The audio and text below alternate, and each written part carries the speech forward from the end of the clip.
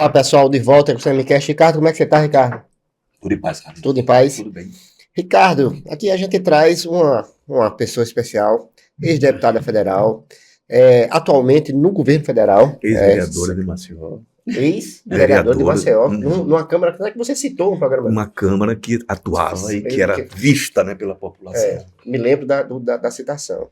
Eu disse, inclusive, a sua filha, viu? Até que precisa retomar isso. Secretária Tereza, bem-vinda, muito obrigado pela presença. Secretária, já queria entrar numa questão. A senhora foi deputada federal e agora no governo federal, mas a senhora foi presente e a gente ainda não ouviu a senhora sobre isso, sobre um fato político relevante para a política alagoana agora. O pessoal disse que foi uma conversa sua com a presidente do PT, Gleisi Hoffmann, que fez com que a Teca Nelma entrasse no partido. O pessoal daqui do partido local, Ricardo, parece que não estava com muita pressa de colocar. Pelo contrário, foi rejeição mesmo. E que essa era uma coisa absolutamente e que essa conversa foi fundamental para que a Teca Nelma, hoje vereadora do Maceió, foi a mais eleita, foi a mais votada da federação, entrasse no PT. O que é que tem de verdade nessa afirmação? Não é verdade dessa forma. Mas quando Lula esteve aqui em Maceió as duas vezes a Teca esteve com ele, tá? Levada até pelo Paulão. Eu ligava, pedia, liguei. E aí o Lula, rapidamente, ele tem uma capacidade muito grande de lhe ouvir, já dizer alguma coisa, e conversando com a Teca, ele dizia, eu quero você no meu partido. Ele. E ficava. Eu tenho uma frustração, porque quando eu saí do PSB, eu queria muito ir para o PT, mas eu tinha lá umas pessoas no PT que não queria porque eu tinha voto. A Luísa não, porque a Luísa já estava fora do PT, né? Não, eu queria. Não. Eram os vereadores. Aí a Tereza tem voto, que essa é uma das razões. Porque dizem que a gente tem voto. A gente tem voto e ajuda, como a Teca fez bonito agora no trabalho que ela desenvolveu. E aí, Teca, o PSD, aqui em Alagoas é muito fraco, né? Nós só temos o presidente, que de repente ele disse que era candidato a vereador depois que 3 vereadores saíram, é muito estranho, não havia um projeto dessa natureza, e Teca Nelma esteve com ele na quarta-feira, ou foi na terça, que 2 dias ia terminar o prazo. Isso. Foi difícil para a gente. E aí ela esteve com o presidente do PSD, eu estava em Brasília, e disse assim, Rui, e agora? Joãozinho já saiu, Zé Márcio já saiu, como é? Aí ele disse, não tenho o que fazer, fique à vontade. Não tinha chapa. Só que a gente foi um pouco ingênuo, talvez. Aí Teca saiu, foi lutar, e havia um movimento no PT que queria Teca, mas tem outros que não queria, tá certo? E a Paulão veio... Ela tentou, inclusive, entrar no PT Teca antes, tentou, né? ano passado, foi convidada na hora H, não deu. E dessa vez, assim, muitas vezes até forças estranhas ao PT, tá? Porque nós... No PT, né? No PT. Não, estou falando forças estranhas no PT. No PT e na federação. Certo. Certo. Sempre, tá? Outros interesses. E o que nós queremos... bicho de Corcova, né? O que nós queremos muito é melhorar Maceió, é fazer a política pública. A gente diz, as pessoas não acreditam. Nós somos uma exceção, como outros também, poucos. Eu moro na mesma casa, tenho o mesmo patrimônio, 20 anos, tá certo, que estou na política. Teca, eu sou um centro-esquerda. Teca Nelma é esquerda. E ela se autodenominou aqui exatamente como sendo de esquerda. Eu acho que é isso, né? E, comparativamente, ela é uma pessoa de esquerda mesmo, mais do que boa parte do PT aqui. Provou isso nesse mandato que tinha um vereador, né? E a Teca quem puxava. Aí houve a oportunidade, tá certo? O estadual dizia que queria para mim, mas trabalhava para não. E o municipal também. Aí Paulão, a gente... Foram me enganando. Fui lá, eu, na oportunidade que eu tive de estar deputada federal, fiz boas amizades, transitei por todos os partidos, por todas as deputadas, nós éramos 77, inclusive Gleice, Maria do Rosário, Benedita, são minhas amigas, elas contavam com o meu voto, mesmo em outros partidos, porque eu sempre votei naquilo que eu acredito. E aí a Gleice, quando soube do que aconteceu, porque a gente pensa que não, mas a globalização funciona com a internet. Aquelas matérias que saíram, um dia a Gleice me liga e disse, Tereza, é a tua menina? Aí eu disse, a Teca Nelma. Ela disse, o PT não quer, nós queremos renovação, nós queremos um partido forte. O Lula não já disse que queria. Eu disse, mas aqui está com dificuldade. Ela disse, eu vou resolver. Pronto. Aí chamou o Paulão, chamou Marcelo e assinamos lá. Tá? É uma luta, é uma conquista. O fato de ter sido lá assinado, a filiação simbólica, dela, né? Foi muito simbólica. Né? Olha, ela chega com o aval da direção nacional do partido. Eu acho que isso dá uma força a ela. Nós temos um apoio forte. Eles querem muito assim, que tem que crescer, tem que ter esse espírito. Alguém diz assim, ela parece com vocês, não, ela é melhorada, ela é atualizada. Você me dizia isso antes dela ser. Eu não dizia, a Teca é melhorada. Porque, veja só, eu sempre gostei do movimento de ajudar as pessoas, de contribuir, tudo isso. Teca não, Teca tem formação. Teca quer, uma das dificuldades que ela tem na Câmara é a falta de formulação de políticas, de discussão, levantar uma tese, sabe? E discutir. A Câmara de Maceió não tem, desde a minha época, que muitas vezes a gente ficava falando só. Entende? Porque a Câmara é muito assim, o dia a dia. Mas tem que ser, né? A cidade está aqui, o seu eleitor está na sua porta, né? Mas o eleitor mesmo na minha porta, Ricardo, mas nós precisamos desenvolver políticas públicas, trazer, discutir.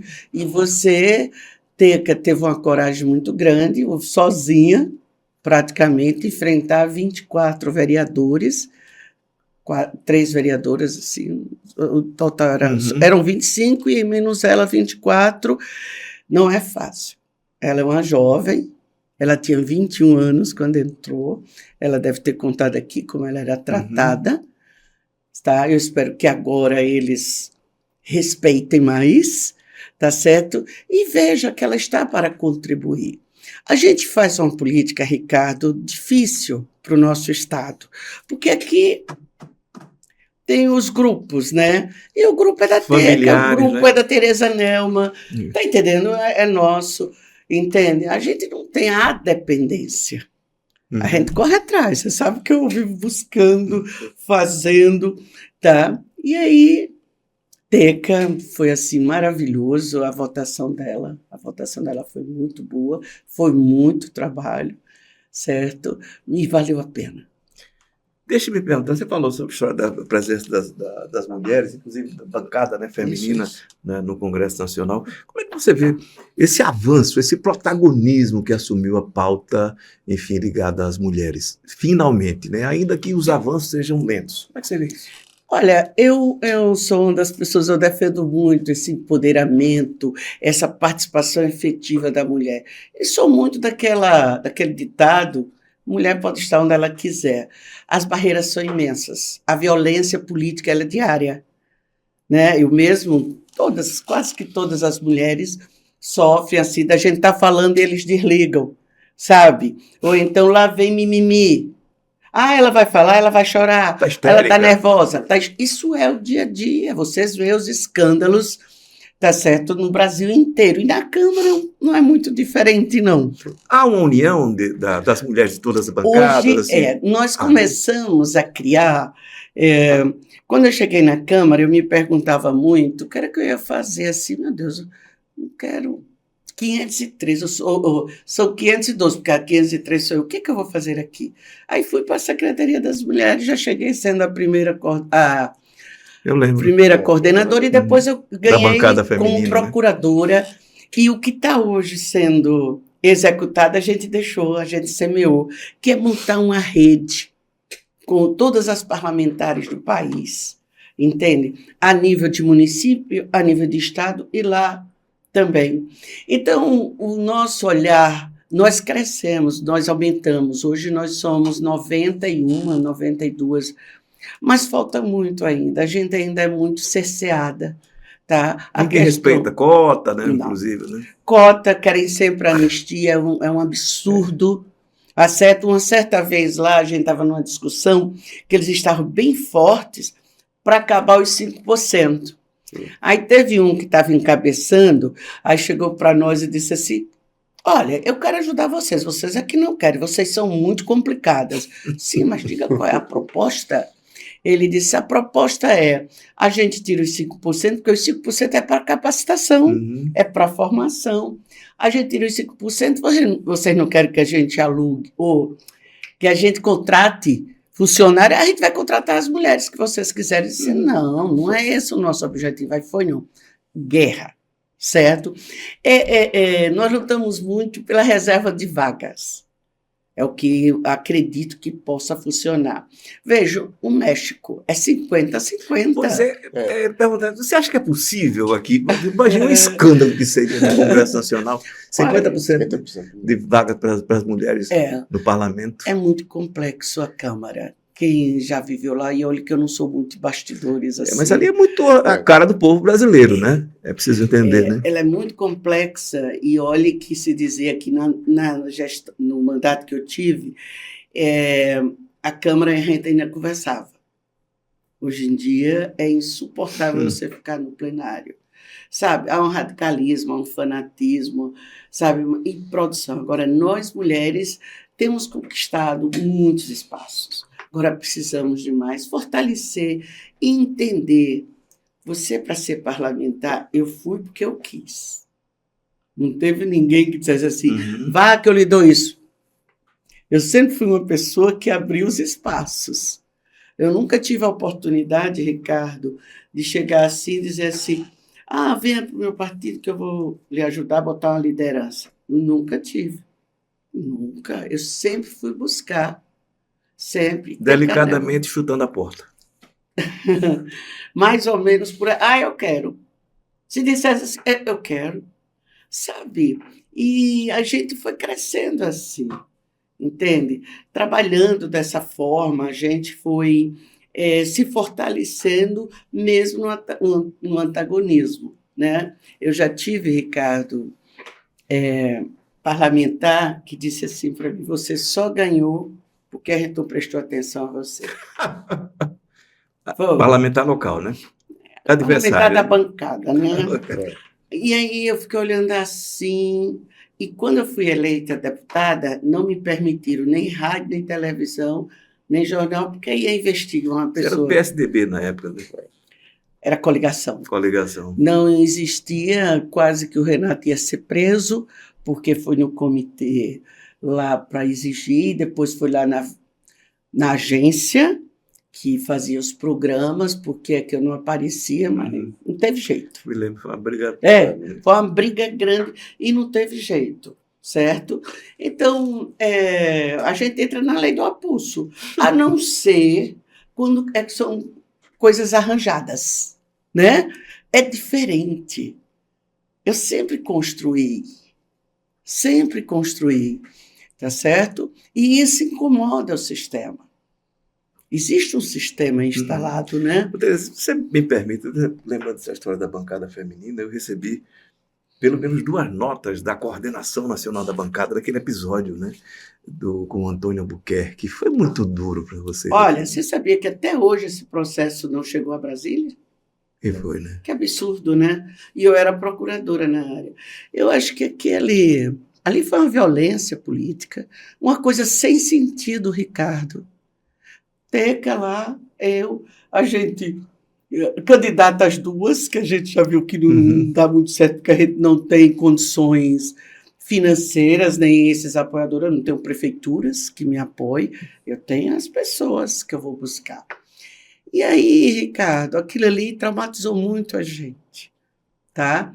Porque não tinha motivo. Primeiro, quando nós chegamos no ambiente, só tinha o povo dele, não tinha vaga para ninguém. E dos outros interiores. A plateia dele. A plateia dele. Total.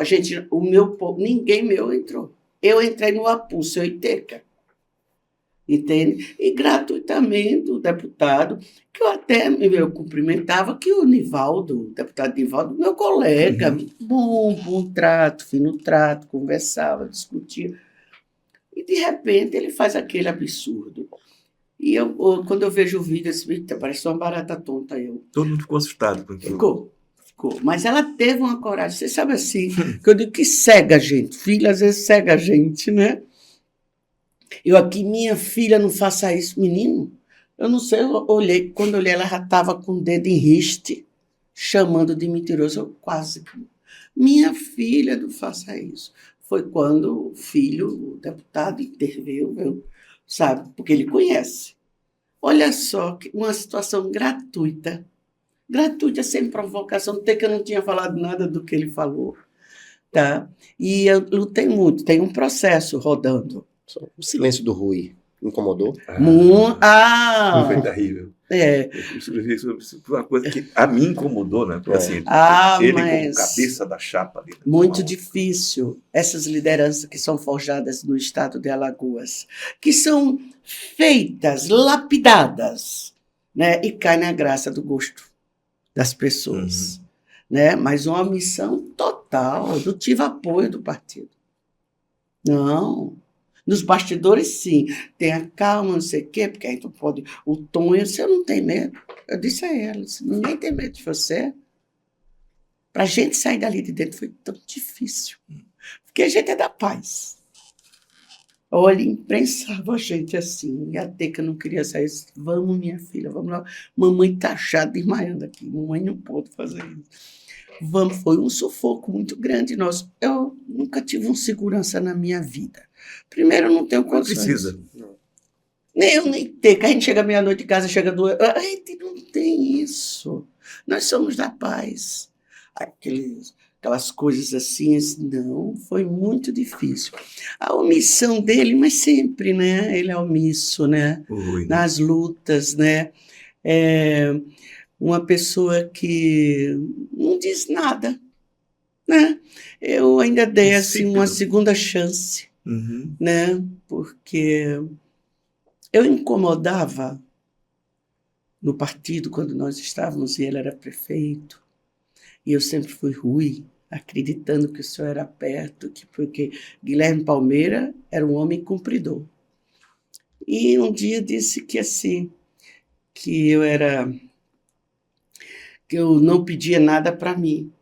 Não, pedia para as pessoas sempre. Tá? E aí houve um afastamento quando ele fez a opção por um candidato. Quando eu ganhei em 2016, federal. Que foi quando eu tive câncer de mama, eu fui a mulher proporcionalmente nas capitais mais bem votada. Tirei 14.995 votos. Desse jeito, assim, passo para outra, fazendo palestra, mulher se toque, faça isso, que eu continuo com esse trabalho, tem de prevenção. E aí ele fez a opção por outra pessoa, mas desde quando eu ganhei, sabe, Ricardo, eu já dizia o que eu queria. Porque, não sei se vocês andam ali pela região norte, ali, por Jacarecica, passando ali, ali tem um prédio.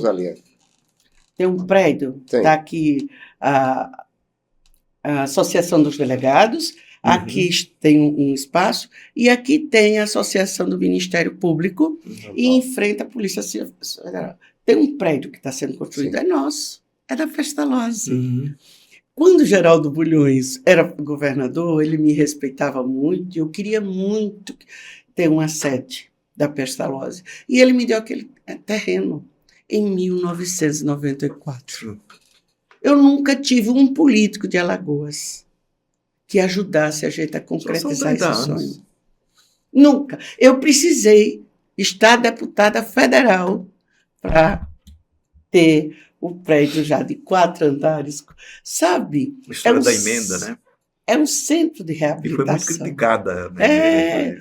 Mas fiz, está lá, está crescendo, já está numa fase que agora eu preciso muito que o governador do estado cumpra, né? Que eu tenho as emendas, né? Na secretaria, na Fazenda. Eu sou muito focada, entende? Então, para estar deputada federal, eu queria ampliar os serviços da Pestalozzi. Eu tenho um sonho que eu queria que em todo município tivesse um atendimento, tanto para as pessoas idosas como também para as pessoas com deficiência.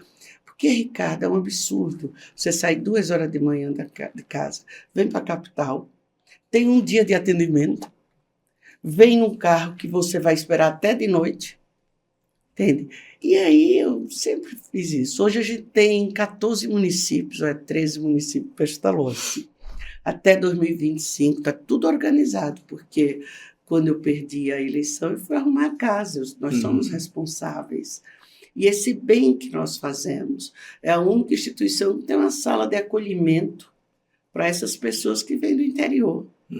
Tem lá. Eu sou muito entusiasmada com essa visão, mas não é isso o bem que o público compreende. Né? Então, a política de Alagoas faz sofrer muito, porque nós teríamos tudo para ser um dos maiores, não em território, né, mas em trabalhos, em desenvolvimento do Estado de Alagoas. Nós somos o Senado, presidente da Câmara, e, enfim, presidente da República. Qual a justificativa que você tem para 1 ano e meio atrás, Alagoas ter 33% de pessoas com fome? Foi o primeiro lugar. Né? Qual a política pública, né, para melhorar? Hoje se tem algumas iniciativas. Então, eu sou muito orgulhosa de ser alagoana e queria muito mudar esse quadro, mas não depende só de mim. Tereza, mudar um pouco de assunto, você falou da história do trabalho de prevenção, né? Principalmente do câncer de mama, né? Todo mundo sabe que a Tereza teve um câncer, tem intercorrências ainda, enfim, e carrega isso com uma valentia impressionante, né? Como você viu o fato? Um dia desse, uma médica do Pará dizendo que câncer de mama não existia. Isso dói muito ver aquilo. É louca. Completamente. É louca. Tá na cara. Hoje em dia, eu ainda recebo vídeos. Será que aquilo é loucura mesmo? Eu acho irresponsabilidade não querer ver. É uma mente criminosa. Sou uma médica criminosa, porque as estatísticas estão aí. Você já pensou que no Brasil, esse ano, 70 mil mulheres estão tendo câncer de mama? E continua sendo a doença mais letal para as mulheres. Né? Porque, como não há prevenção, como a saúde básica, tá certo? As unidades de saúde, as UPAs não fazem. A prevenção não tem acompanhamento. Teve uma época que eu dizia assim, será que as mulheres dos Estados Unidos são diferentes da gente? Porque ela não tem câncer de útero. Por quê? Porque a prevenção, porque há monitoramento. É muito importante. Outra anomalia que tem no nosso país, eu lutei muito, não conseguimos ainda, é que nós temos uma lei que diz que toda mulher, aos 40 anos, tem que fazer a prevenção, tem que fazer a mamografia. Tem a lei. Aí vem uma portaria do INCA, depois dizendo que não. Obrigação do atendimento do Estado para quem tem 40 anos ou mais. 40 anos. Mas aí o INCA, né, que é o Instituto Nacional de Câncer, diz que não, que é 50 anos. Então, veja só, 10 anos e você não consegue, a não ser quando você tem o câncer por causa da família, geneticamente, essa coisa assim. Mas se não, você, pelo SUS, é aos 50 anos. Não pode, isso está assim. Eu tenho um trabalho de prevenção, chega gente de 28 anos, de 20 anos, mulheres jovens querendo viver. Mas isso tem sido mais recorrente? Tereza, tem, né? Sim. Lá na Pajuçara, nós temos a Casa Rosa. Lá eu com muita dificuldade, mas a gente mantém lá. Eu tenho fisioterapeuta especialista em oncologia, assistente social, enfermeira, duas ginecologistas e uma mastologista. Porque quando eu ganhei para vereadora em 2016, eu dizia assim, olha, eu dizia para as mulheres, se eu ganhar, eu vou fazer uma prevenção que vocês não vão esperar 6 meses, nem 1 ano para ver um médico. Que o grande problema, que aí é um corte, é você faz o exame, quando você volta para o médico é daqui a 6 meses. Isso não existe. Mesmo quando detectado, Tereza? Mesmo quando detectado. Aí quando você chega lá, já entrou na corrente sanguínea. Eu tive 4 cânceres, né? Esse último que me deu metástase. Mas eu sobrevivi. Todos de mama? Não. Não, né? Não, graças a Deus não. Eu tive um câncer de reto em 2011. Ah, certo. Lembra? Tive um câncer de pâncreas, neuroendócrino, em 2012. E quando... Você saltava uma fogueira, né? Quando foi 2015, perdi a mão esquerda radicalmente. E 2019, apareceu no útero. Do útero, há uma dúvida, os médicos, se foi sequela, efeito colateral da radioterapia na pelve, tá? Não se sabe, porque eu não tenho histórico familiar. Aí então, hoje eu tenho metástase em 3 órgãos, faço tratamento, mas eu encaro a vida. Senão, essa doença nos consome. O que é que ele quer? Ele quer que você tenha medo. É silenciosa essa doença, é traiçoeira. Eu não tinha uma dor, nada. Quando eu faço exame, o danado está lá, sem me pedir permissão. Eu digo bem assim, tá? E aí não é fácil, é um sofrimento grande, tá certo? Em 2019 foi terrível, porque eu fui tirar um útero para passar 10 dias, passei 5 meses numa cama. Né? Tive que fazer fisioterapia, porque o médico teve um erro médico, perfurou o meu intestino. Né? Lutei e veio a pandemia. Mas eu estou aqui, eu digo assim, o pessoal diz, você é muito corajosa. Eu não sei se eu sou corajosa ou se é tanto medo que a gente tem. Hoje em dia eu tenho um trauma de hospital, tenho não sei o que isso não é fácil, não. Não é fácil. A gente conversava aqui informalmente um pouco antes de começar a entrevista e você dizia, eu consigo ter um tratamento privilegiado, Sim. Né? Em função do fato de ter sido deputada federal. Sim. E a grande maioria da população não, né? Não tem, isso é muito triste. Eu faço hoje um tratamento de ponta, do que há de mais moderno de pesquisa, no mundo. Se chama imunoterapia. Tá? E olha, Ricardo, quando eu tive o câncer de mama, o que me apareceu, sim, eu acho que o grande segredo é detectar no início. Os 4 que eu tive, tudo era in situ. Ou seja, eram isolados. Não estava na corrente sanguínea. Eles ainda estavam encapsulados. Então, eu consegui resistir. Quando você tem o câncer, que você se apavora, você tem direito a chorar, sim. Você tem direito a não querer sair, sim. Mas se levante. Porque a vida está aí. E falar sobre isso lhe ajuda? Muito. Muito.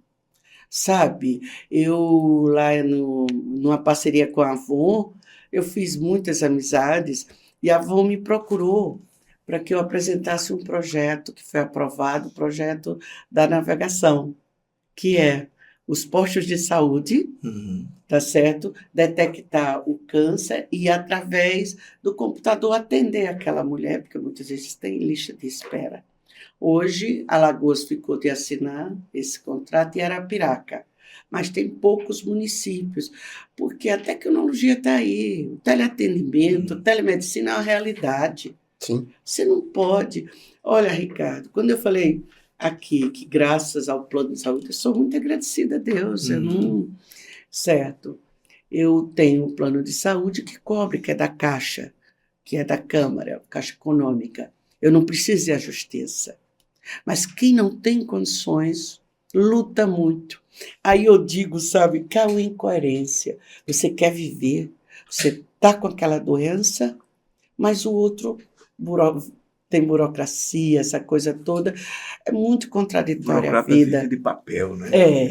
E aí eu luto muito para que as mulheres e homens também, eu falo só mulheres assim, mas tenham esse direito. Eu ontem no Fantástico, não sei se você assistiu o Fantástico ontem, um caso raro, uma jovem de 20 e poucos anos do Ceará, tem um tumor diferente e que ele é terrível, galopante, ele é grave. E ela mudou de cor. Ela era branca. De São Paulo. Ela é branca, era, e hoje não. E o Estado negou o remédio. Tá? Aí depois do Fantástico, o Estado voltou atrás. Ou seja, e ela virar um escândalo. E a mãe dela disse, já está quase sem tempo. Porque já passou do prazo, ela já está...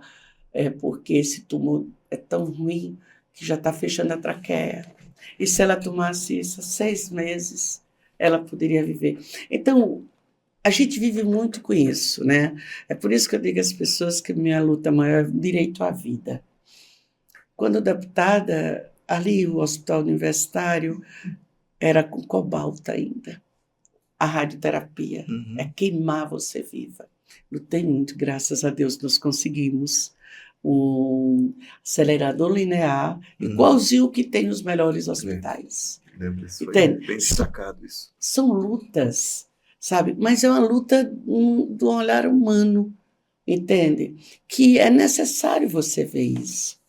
Então, eu acho que essa doença, o câncer, ele é muito traiçoeiro, tá certo? Precisa detectar logo. No início, o médico dizia, você tem 95% de chances de viver.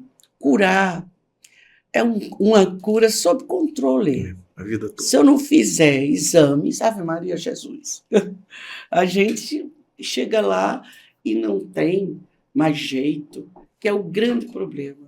Tá? Então, eu sou muito fã da prevenção.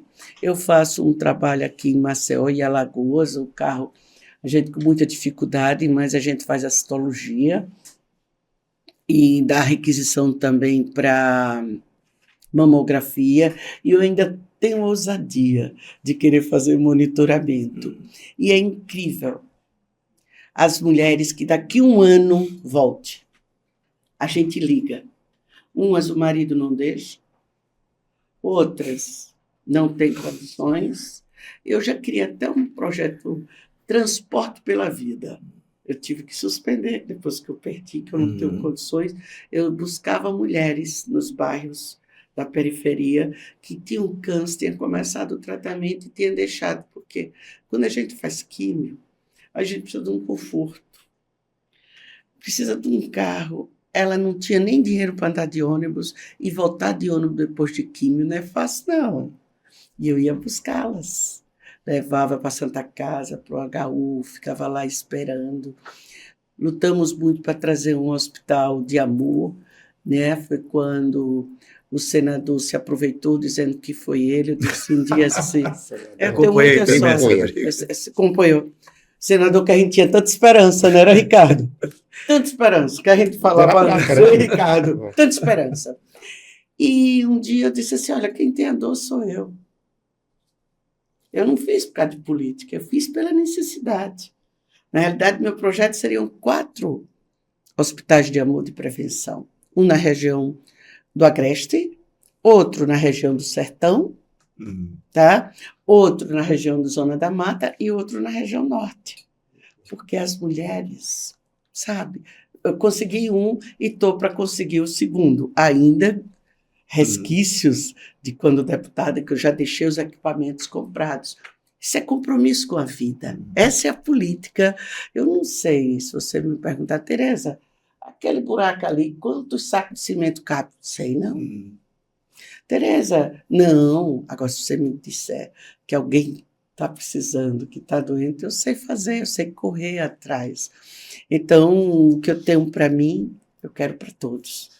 Secretária, vou puxar um pouquinho para a política aqui, fazer a minha última... Não, a história não falar sobre peixe, né? A gente vai falar. Mas eu queria fazer uma última pergunta, e depois eu vou deixar a senhora para falar sobre... A senhora falou do Lula, a senhora falou que é centro-esquerda, e a gente até vem discutindo muito aqui, eu e o Ricardo, nessa fez um programa sobre isso.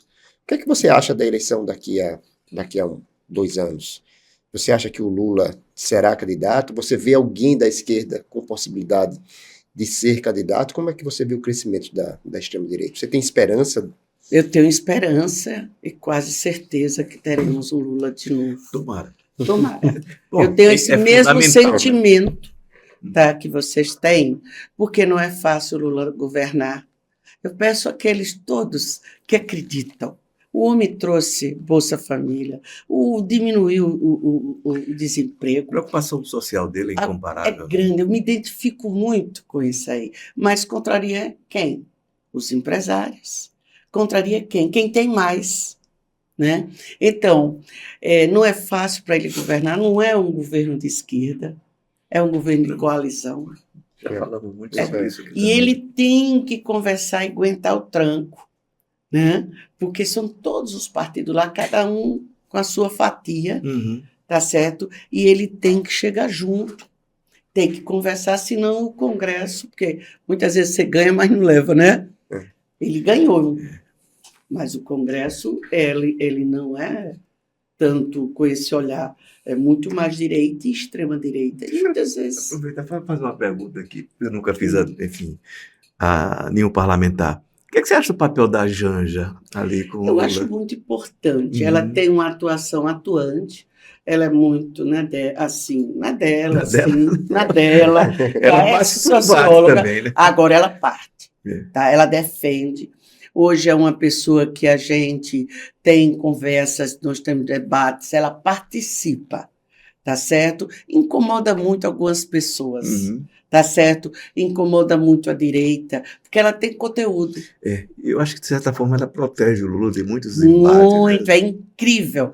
Hoje eu li alguma coisa na internet que ele disse que é o melhor momento da vida dele. É essa agora que ele está apaixonado. Entende? Ela trata ele muito bem.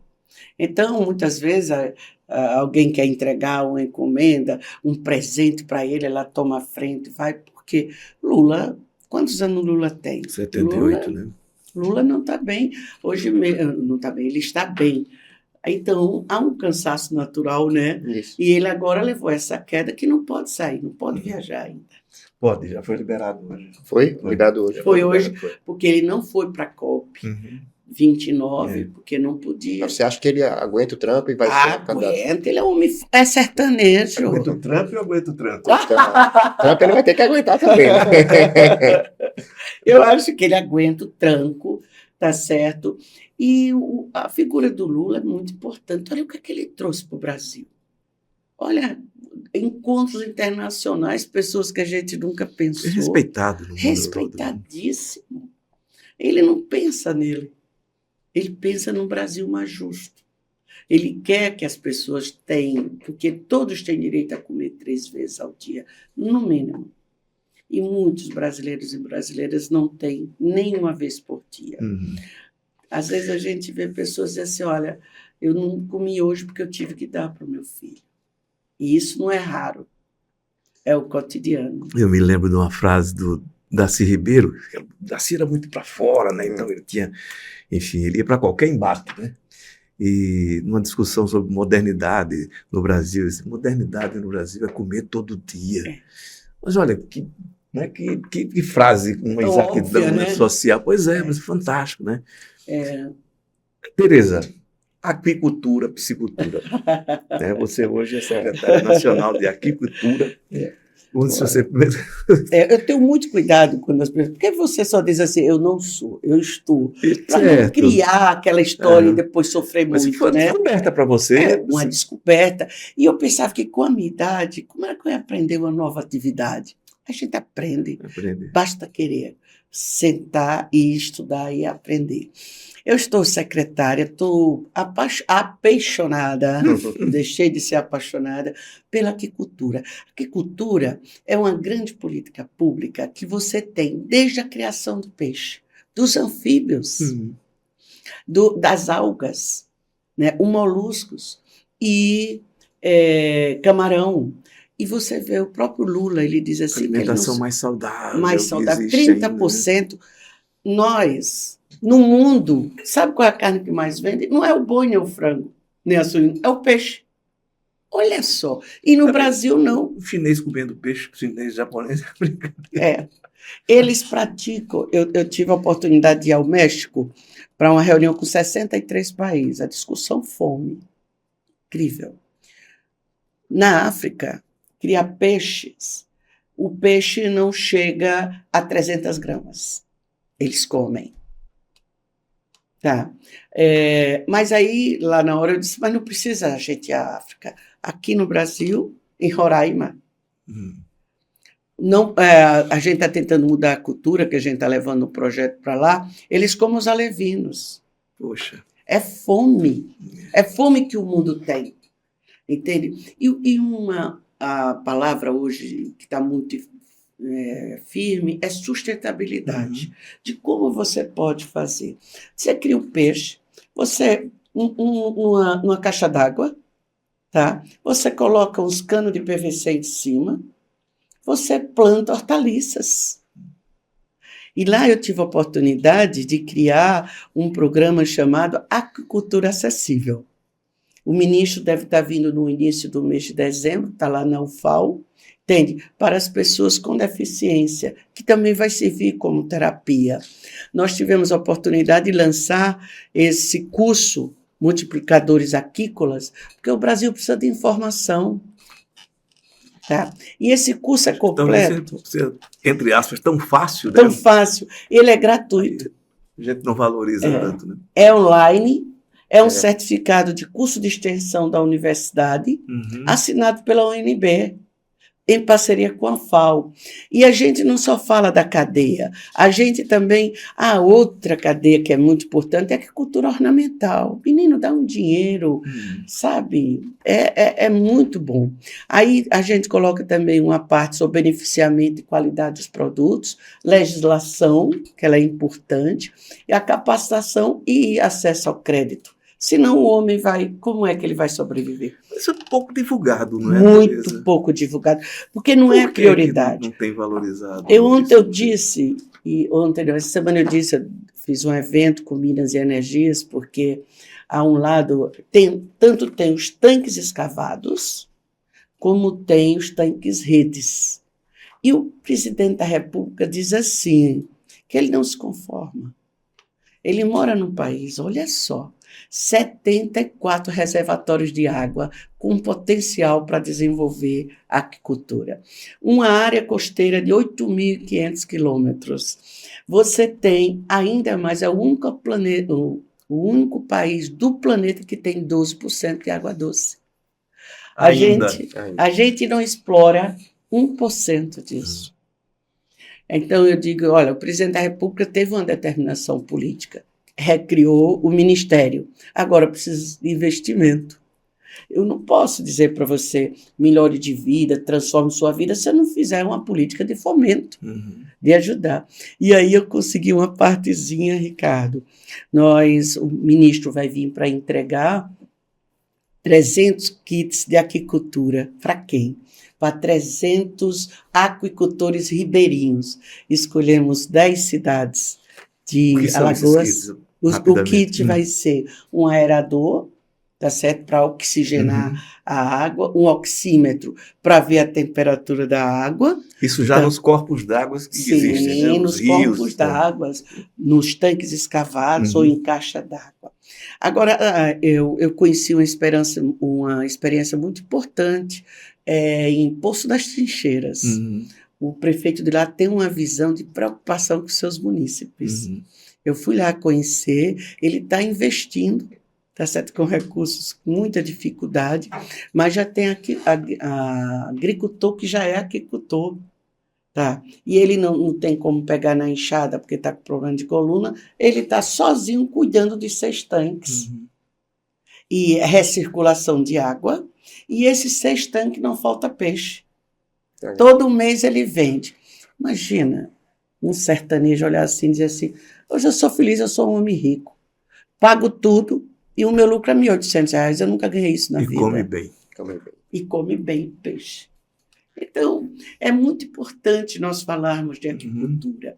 Estivemos agora em Roma, levamos o material nosso, nós criamos um Programa Nacional de Desenvolvimento da Aquicultura, sustentável, vai ser um modelo para os outros países, e estamos trazendo um projeto com o SEBRAE e a Embrapa da FAO, que é a assistência técnica digital. Fizemos um convênio com o Senar Nacional, porque o ideal seria com a Zemater, mas a Zemater está totalmente sucateada a nível de Brasil. E a nossa não tem nem engenheiro de pesca. Eu fui lá, né, até um compromisso do governador do estado de fazer o concurso, nós estamos na maior expectativa, porque a Emater não tem engenheiro de pesca, não tem engenheiro de agricultura, entende? E tem que pensar nisso. Parece uma grande novidade, não é? Né? Impressionante. E aí eu fui lá, fui incentivar, entende? Porque a agricultura não é futuro, é o presente. A fome está batendo na porta. E precisamos de alternativa de alimentos. Urgente. Então, uma grande alternativa, Arapiraca, era a terra do fumo, agora está se tornando a terra do camarão. Coité do Noia, Igaci, certo? Estão desenvolvendo cassinocultura, a água salobra, né? O camarão se dá muito bem. Então, isso é transformar a sociedade. Para nós, política é isso.